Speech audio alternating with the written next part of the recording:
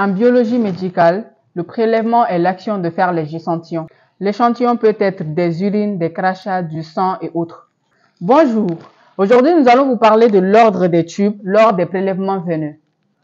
Un ordre spécifique d'utilisation lors de la prise de sang est conseillé pour limiter les interférences entre les anticoagulants. Parce que dans ce type, il y a différents anticoagulants et leur utilité diffère. Comme vous avez si bien entendu, bonjour et bienvenue dans cette vidéo. On va vous montrer l'ordre des types de prélèvements lors de la prise de sang. Ce qui est très important de respecter l'ordre des types pour éviter toutes les interférences entre les anticoagulants. Parce que ces anticoagulants dans ces types-là ont un rôle spécifique. D'accord? Et vous allez voir, ces anticoagulants-là sont utilisés sur les différentes paillages ainsi que les différentes analyses. Alors ici, vous voyez d'abord les kits à hémoculture, ce qu'on appelle les hémolines, les types pour hémoculture.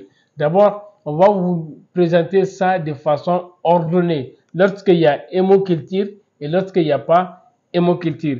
D'abord, on va commencer d'abord et regardez ici, voici les kits de l'hémoculture, les hémolines.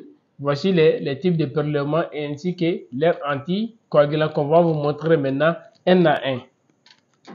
Remarquez ici, voici l'ordre des types. Lorsque le patient a l'hémoculture, d'abord, lorsque vous attachez les garrots, après avoir fait une désinfection locale, voici les types de prélèvements. Vous allez commencer d'abord, si à l'hémoculture, à remplir d'abord les hémolines. D'accord? D'abord, vous allez commencer par l'hémoline aérobie, après l'hémoline anaérobie. D'accord? Vous commencez par prélever d'abord dans les hémolines lorsque le patient a l'hémoculture. Maintenant, après ça, vous allez commencer à remplir le type citraté qui est là. Le type citraté qui a l'anticoagulant qui est dedans et le citrate de sodium. Ça peut être à 3,2% ou 3,8%. Et vous allez voir, ce type-là est utilisé en hématologie lors de l'exploration des facteurs de coagulation qui est le temps de Quick, le taux de thrombine, le temps de céphaline active, le temps de thrombine, le temps de fibrinosienne lors des dédimères aussi, d'accord? Ça veut dire pour explorer les facteurs de coagulation, on utilise le type citraté qui est là. D'accord? C'est le citrate de sodium qui est l'anticoagulant. Vous pouvez remarquer à l'intérieur ici, il y a l'anticoagulant qui est en liquide. Juste après ça, le type citraté vient le type à bouchon jaune que vous voyez comme ça. D'accord? C'est un type avec gel séparateur. Vous pouvez remarquer le gel ici qui est en bas. Vous voyez? Et ce type-là est utilisé très souvent, vous allez voir, pour les agglutinations irrégulières. Il est utilisé en sérologie aussi. Il est utilisé même en biochimie souvent pour doser souvent les ions ferriques. D'accord? Vous allez voir aussi que pour doser aussi les protéines, les lipoprotéines, les cholestérol total, les triglycérides, les acides gras. D'accord? On peut utiliser ces types-là. Ces types-là, les gels séparateurs permettent de séparer les plasmas par rapport aux éléments figurés. Les gels-là permettent, lorsqu'on vous prélève dans ce type et que vous centrifugez, vous allez voir que les gels vont séparer les éléments figurés par rapport au plasma. Maintenant, juste après ça, vous allez prélever dans les types à bouchon rouge, d'accord, les types secs, d'accord. Ce type sec-là est utilisé en sérologie, c'est compris.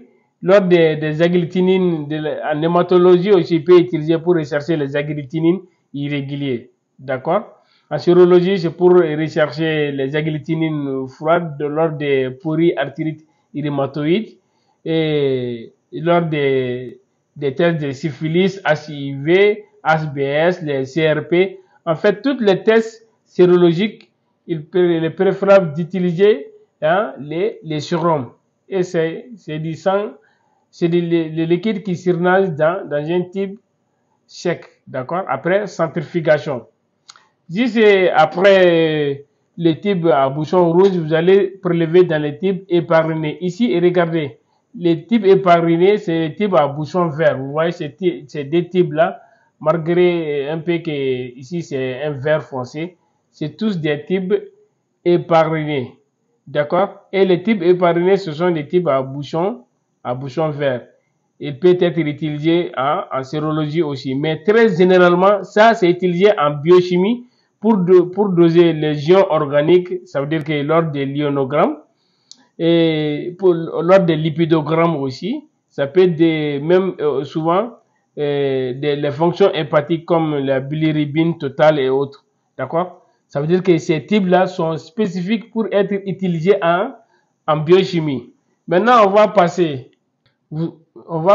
voici pour vous les types à EDTA à bouchon violet. Vous regardez, même ça ici c'est un violet foncé, ici c'est un violet. D'accord? Maintenant, il faut savoir que ces types-là, ce sont des anticoagulants qui contiennent de l'EDTA et le bouchon est en violet. C'est utilisé en hématologie lors de l'hémogramme, la NFS, d'accord? Maintenant, c'est utilisé aussi pour la vitesse de sédimentation, pour le dosage des réticulocytes, pour les groupages sanguins et pour rechercher même les agglutinines irrégulières. On peut l'utiliser aussi en sérologie. Là-bas, c'est pour faire les tests de Kunz, d'accord? Les agglutinines froides. Ce type-là est spécifique en hémato.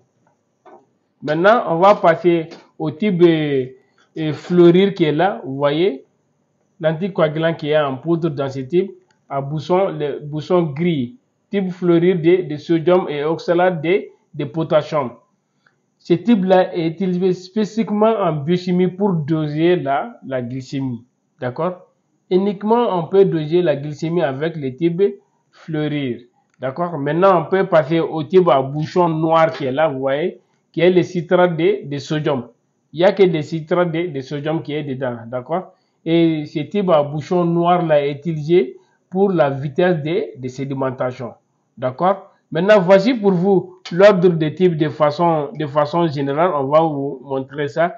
S'il y a d'abord l'hémoculture, vous commencez d'abord par les hémolines aérobies et l'hémoline anaérobie. Après, vous allez prélever dans les types citratés. Après, les types à bouchon jaune avec gel séparateur.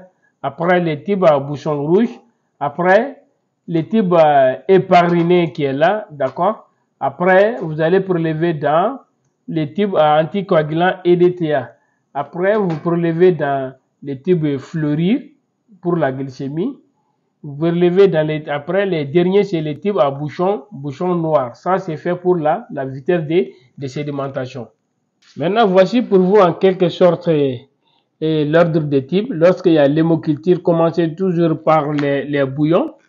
D'accord? Après, vous allez commencer à prélever dans les types citratés. Après, dans les types gel séparateur, les types secs à bouchon rouge. Après, les types épargnés. Après, vous allez prélever dans les types à bouchon violet. Après, les fleurir. Après, les types citratés à bouchon noir. Il est très important de respecter l'ordre des types là pour éviter toute interférence qui peut jouer sur les analyses. D'accord? Chaque anticoagulant qui est là a des rôles spécifiques. Maintenant, pour vous faciliter encore plus les détails sur ces types, regardez ces types.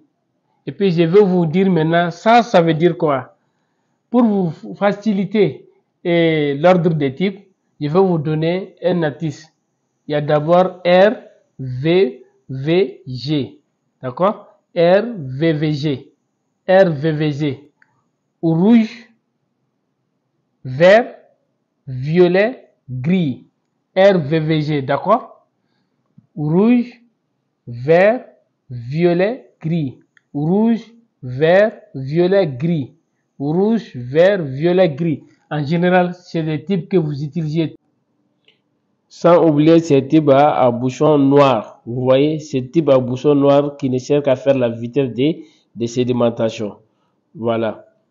Maintenant, regardez ici, les violets servent à faire la vitesse de sédimentation.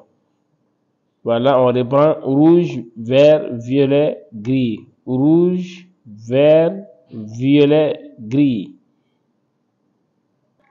Ah là, ça paraît facile. RVVG. Nous avons le rouge, le vert, le violet et le gris. Alors, il est très important de respecter l'ordre des tubes pour éviter certaines erreurs. Je vous remercie.